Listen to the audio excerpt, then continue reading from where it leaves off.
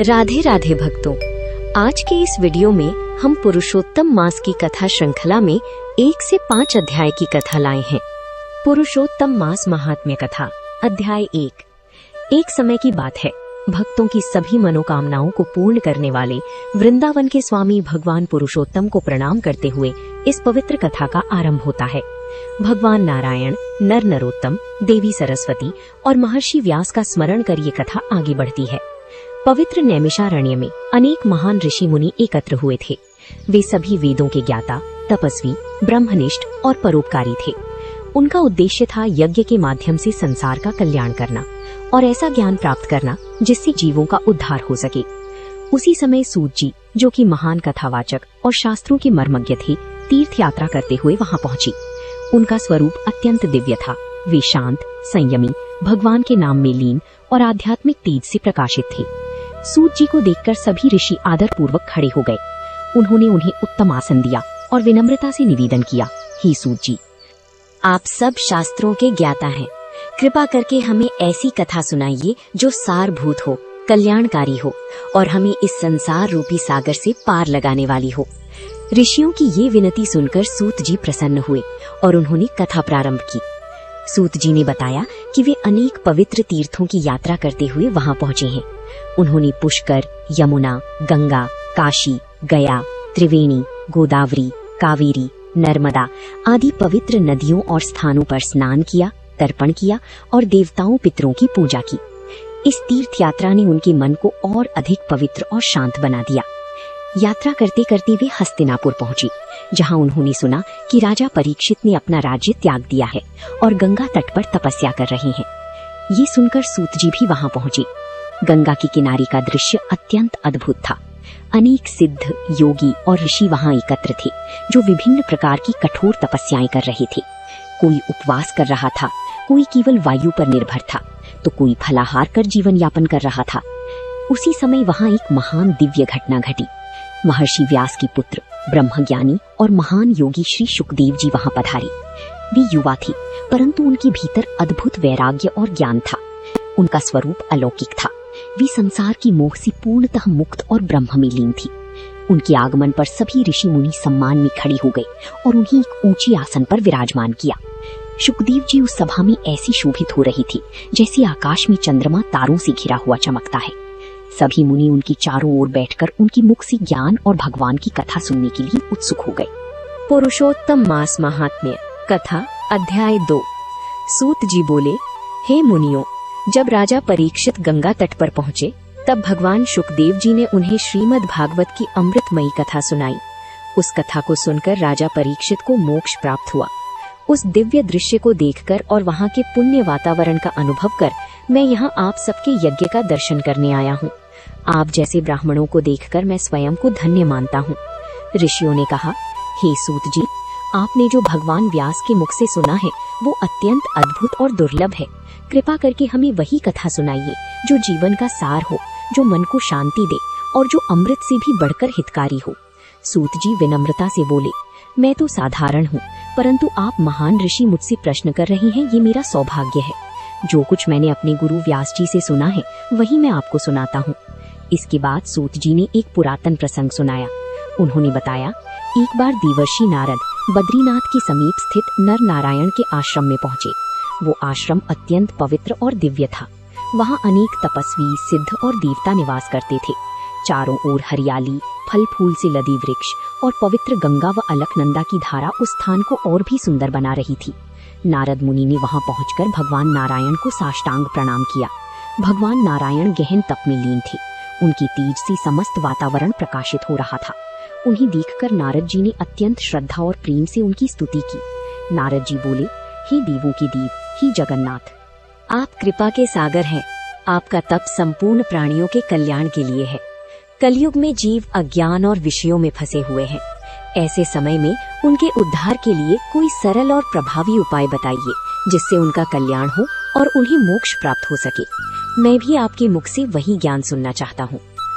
नारद जी के मधुर और करुणामय वचनों को सुनकर भगवान नारायण प्रसन्न हुए और बोले, हे नारद, तुम भगवान की महिमा को जानते हो। फिर भी लोक कल्याण के लिए पूछ रहे हो, ये बहुत उत्तम है। मैं तुम्हें एक अत्यंत पुण्यदायक रहस्य बताता हूँ। ये है पुरुषोत्तम मास का महात्म्य। भगवान नारायण ने कहा, ये पुरुषोत्तम मास अत्यंत पवित्र है। इसके स्वामी स्वयं भगवान पुरुषोत्तम है। इस मास में जो भी भक्त श्रद्धा से व्रत, जप, दान और पूजा करता है, उस पर भगवान अत्यंत प्रसन्न होते हैं और उसे सभी कष्टों से मुक्त कर देते हैं। नारद जी ने पुनः प्रश्न किया, हे प्रभु, अन्य महीनों के देवता तो मैंने सुने हैं, परंतु पुरुषोत्तम मास का रहस्य क्या है? इसमें क्या करना चाहिए, कौन से नियम अपनानी चाहिए और इससे क्या फल प्राप्त होता है? कृपा करके विस्तार से बताइए। नारद जी ने आगे कहा, हे प्रभु, इस संसार में अनेक लोग दुखी हैं। कोई दरिद्र है, कोई रोगी, कोई संतानहीन, कोई दुख और शोक से पीड़ित। ऐसे सभी लोगों के कष्ट दूर करने वाला उपाय हमें बताइए। सूत जी कहते हैं, नारद जी की इन करुणा से भरी वचनों को सुनकर भगवान नारायण गंभीर और शांत स्वर में आगे की कथा कहने लगी, जिससे समस्त संसार का कल्याण हो सके। पुरुषोत्तम मास महात्म्य कथा, अध्याय 3। नैमिषारण्य में बैठे ऋषियों ने सूत जी से विनम्रता पूर्वक कहा, हे महाभाग, भगवान नारायण ने नारद जी से जो शुभ और रहस्यमयी वचन कहे, उन्हें हमें विस्तार से सुनाइए। सूत जी बोले, हे श्रेष्ठ ब्राह्मणों, मैं वही कथा सुनाता हूँ जैसी मैंने सुनी है, ध्यान पूर्वक सुनिए। भगवान नारायण बोले, हे नारद, पहले एक पुरातन प्रसंग सुनो जो स्वयं श्री कृष्ण ने धर्मराज युधिष्ठिर से कहा था। एक समय की बात है, द्यूत क्रीड़ा में छल पूर्वक हार कर युधिष्ठिर और उनके भाई पांडव अपना राज्य खो बैठे। सबके सामने द्रौपदी का अपमान हुआ। दुष्ट दुशासन ने उसके केश पकड़कर उसी सभा में घसीटा और उसके वस्त्र उतारने का प्रयास किया। उस संकट की घड़ी में भगवान श्री कृष्ण ने उसकी लाज की रक्षा की। इसके बाद पांडव वनवास को चले गए और काम्य वन में रहने लगी। वहां वे अत्यंत कष्ट में जीवन बिताती थी। कंदमूल और फल खाकर धूल से ढकी शरीर और बढ़ी हुई बालों के साथ वे तपस्वियों की तरह जीवन जी रही थी। एक दिन भगवान श्री कृष्ण मुनियों के साथ उन्हें देखने वहां पहुंचे। भगवान को देखकर पांडव ऐसे प्रसन्न हुए मानो मृत शरीर में प्राण लौट आए हो। उन्होंने प्रेम पूर्वक उनका स्वागत किया और चरणों में प्रणाम किया। द्रौपदी भी अत्यंत विनम्रता से उनके सामने उपस्थित हुई। पांडवों और द्रौपदी की दयनीय अवस्था देखकर भगवान श्री कृष्ण का हृदय द्रवित हो गया और वे कौरवों पर अत्यंत क्रोधित हो उठे। उनका क्रोध प्रलय की अग्नि के समान भयंकर था। ऐसा प्रतीत हो रहा था कि वे संपूर्ण संसार को नष्ट कर देंगे। ये देखकर अर्जुन भयभीत हो गए और उन्होंने हाथ जोड़कर भगवान की स्तुति करते हुए कहा, हे प्रभु, आप जगत के रक्षक हैं। एक के अपराध के कारण संपूर्ण सृष्टि का नाश करना उचित नहीं है। जैसे कोई मच्छरों को मारने के लिए अपना घर नहीं जलाता, वैसे ही आप भी क्रोध को शांत करें। अर्जुन के विनम्र वचनों को सुनकर भगवान श्री कृष्ण शांत हो गए। उनका क्रोध शांत होते ही पांडवों ने राहत की सांस ली और प्रेम पूर्वक उनकी सेवा की। इसके बाद अर्जुन ने भगवान से वही प्रश्न किया जो आगे नारद जी ने नारायण से पूछा था। हे प्रभु, ऐसा कौन सा उपाय है जिससे मनुष्य के सभी दुख दूर हो जाएं? भगवान श्री कृष्ण ने कहा, हे अर्जुन, ये अत्यंत गुप्त और दुर्लभ रहस्य है जिसे ऋषि मुनि भी आसानी से नहीं जानते। फिर भी तुम्हारे प्रेम और भक्ति के कारण मैं तुम्हें बताता हूँ। उन्होंने आगे समझाया कि इस सृष्टि में हर वस्तु जैसे समय, मास, ऋतु, नदियाँ, पर्वत, वन, औषधियाँ, सबके अपने अपने अधिष्ठाता देवता होते हैं जिनकी पूजा से फल प्राप्त होता है। फिर उन्होंने एक अद्भुत कथा सुनाई। एक बार एक अधिक मास उत्पन्न हुआ, लेकिन उसमें सूर्य की संक्रांति नहीं होने के कारण सभी लोगों ने उसे तुच्छ और अशुभ मान लिया। उसे मलमास कहकर अपमानित किया गया। इस तिरस्कार से वो मास अत्यंत दुखी और निराश हो गया। अंततः वो भगवान विष्णु की शरण में वैकुंठ पहुंचा। वहां भगवान को दिव्य सिंहासन पर विराजमान देखकर उसने अश्रुपूर्ण नेत्रों से साष्टांग प्रणाम किया और अपने दुख को व्यक्त करने के लिए विनती की। इतना कहकर बद्रीनाथ थोड़ी देर के लिए मौन हो गए। तब नारद जी ने उत्सुक होकर पूछा, हे प्रभु, उस अधिक मास ने भगवान के सामने क्या कहा? पुरुषोत्तम मास महात्म्य कथा, अध्याय 4। भगवान नारायण ने नारद मुनि से कहा, हे नारद, अब मैं तुम्हें वो करुण कथा सुनाता हूँ जो अधिक मास ने स्वयं भगवान पुरुषोत्तम के सामने कही थी। ये कथा लोक कल्याण करने वाली है, ध्यान पूर्वक सुनो। अधिक मास अत्यंत दुखी होकर भगवान के चरणों में गिर पड़ा और करुण स्वर में बोला, हे प्रभु, हे कृपा के सागर, अन्य सभी महीनों ने मुझे मलमास कहकर तुच्छ ठहरा दिया है। उन्होंने मुझे अपने बीच से निकाल दिया। मैं अनाथ और स्वामीहीन हो गया हूँ।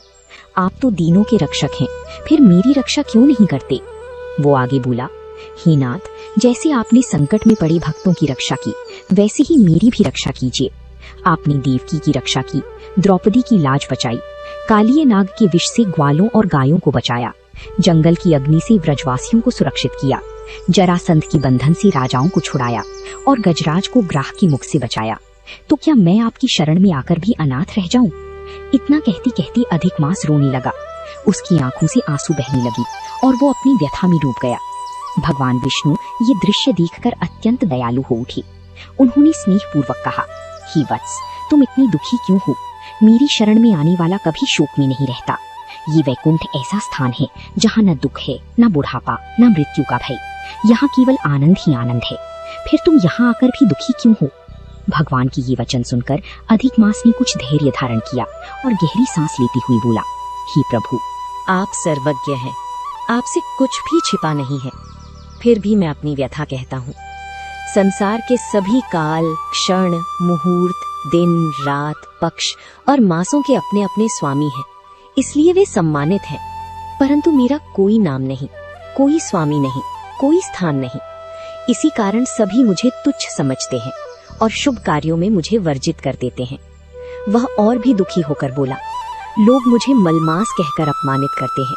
कहते हैं कि मैं अशुभ हूँ, त्याज्य हूँ और सभी कार्यों में बाधा डालने वाला हूँ। इस अपमान से मेरा हृदय टूट गया है। अब मुझे जीने की इच्छा नहीं रही। ऐसे निंदित जीवन से तो मृत्यु ही श्रेष्ठ है। अधिकमास बार बार कहने लगा, मैं नहीं जीना चाहता, मैं मर जाऊंगा। ऐसा कहते कहते वह अचानक भगवान के चरणों में गिर पड़ा। यह देखकर वहां उपस्थित सभी देवता और पार्षद आश्चर्यचकित रह गए।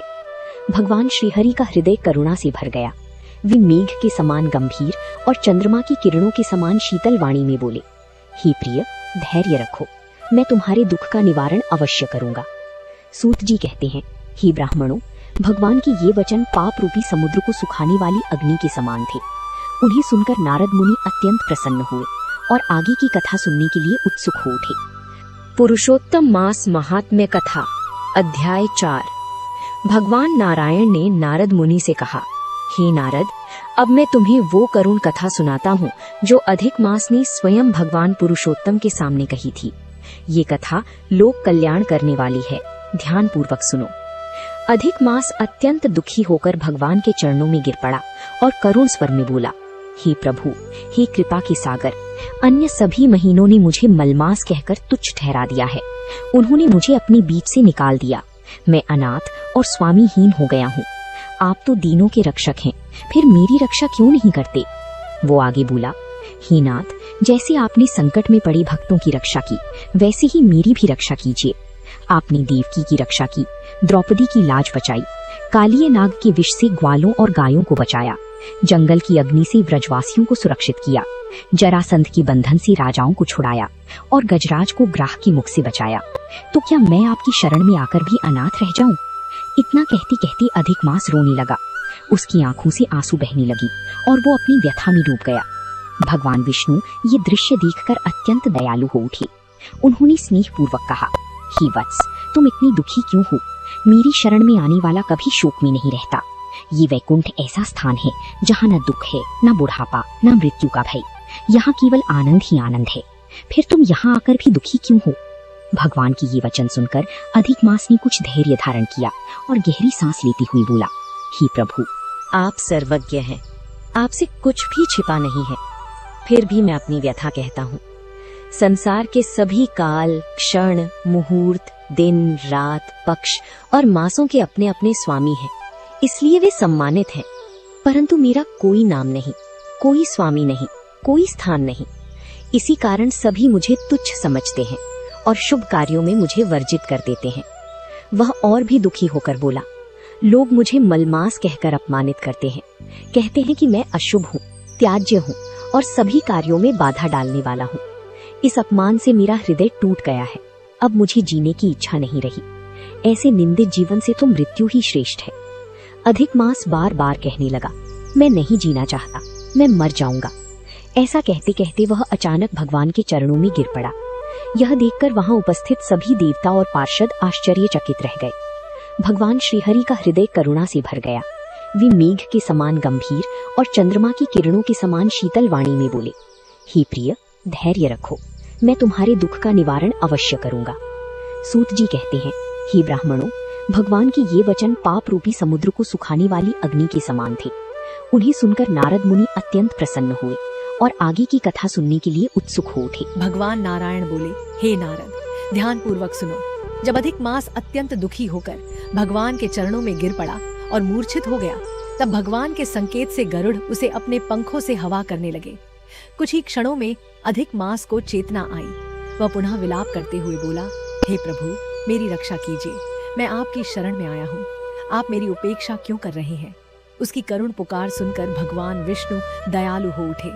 उन्होंने स्नेह से कहा, हे वत्स, उठो, धैर्य रखो, शोक मत करो, तुम्हारा दुख अब दूर होगा। ये कहकर भगवान कुछ क्षण विचार में डूब गए और फिर बोले, हे प्रिय, अब तुम मेरे साथ चलो, मैं तुम्हें उस दिव्य लोक में ले चलता हूँ जहाँ स्वयं भगवान श्री कृष्ण पुरुषोत्तम निवास करते हैं। वही तुम्हारे दुख का निवारण करेंगे। इसके बाद भगवान विष्णु अधिक मास का हाथ पकड़कर उसे गोलोक ले गए। यह गोलोक अत्यंत दिव्य और अलौकिक स्थान है, जहाँ केवल प्रकाश ही प्रकाश है, जैसे करोड़ों सूर्य एक साथ चमक रहे हों। वह लोक सभी लोकों से श्रेष्ठ, नित्य और परम आनंद से परिपूर्ण है। गोलोक का वर्णन करते हुए बताया गया कि वहाँ की भूमि रत्नों से बनी हुई है। चारों ओर अद्भुत प्रकाश और सौंदर्य व्याप्त है। वहाँ न कोई रोग है, न शोक, न मृत्यु का भय, सिर्फ शांति और आनंद ही आनंद है। उस दिव्य लोक के नीचे बैकुंठ और शिवलोक स्थित है, जहाँ भगवान विष्णु और भगवान शिव अपने अपने भक्तों के साथ निवास करते हैं। गोलोक के भीतर एक अद्भुत ज्योति विराजमान है, जो परमानंद का स्रोत है। उसी ज्योति के मध्य में भगवान श्री कृष्ण का दिव्य स्वरूप प्रकट होता है। उनका रूप अत्यंत मनोहर है। श्याम वर्ण, कमल के समान नेत्र, मधुर मुस्कान, हाथ में मुरली, पीतांबर धारण किए हुए, वनमाला से सुशोभित उनके मुख की आभा करोड़ों चंद्रमाओं के समान शीतल और आकर्षक है। भगवान श्री कृष्ण वहाँ रासमंडल के मध्य विराजमान है। चारों ओर गोपियां और भक्तगण हैं। वे पूर्ण पर ब्रह्म, समस्त सृष्टि के आधार और सभी आनंदों के स्रोत हैं। वे भक्तों पर असीम कृपा करने वाले, निःस्पृह, निर्विकार और सर्वशक्तिमान हैं। भगवान विष्णु अधिक मास को उसी गोलोक में लेकर पहुंचे, ताकि वह स्वयं श्री कृष्ण के दर्शन कर सके और अपनी पीड़ा से मुक्त हो सके। यह दृश्य अत्यंत दिव्य और अद्भुत था। सूत जी कहते हैं, इस प्रकार भगवान नारायण ने यह अद्भुत कथा कहकर कुछ समय के लिए मौन धारण किया। यह सुनकर नारद मुनि अत्यंत उत्सुक हो उठे और आगे की कथा जानने के लिए पुनः प्रश्न करने लगे।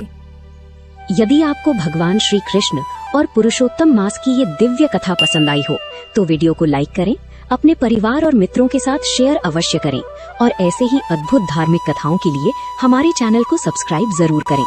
कमेंट में अवश्य लिखें, जय श्री कृष्ण। आपकी एक छोटी सी भक्ति सनातन ज्ञान को आगे बढ़ाने में हमारी सबसे बड़ी शक्ति है।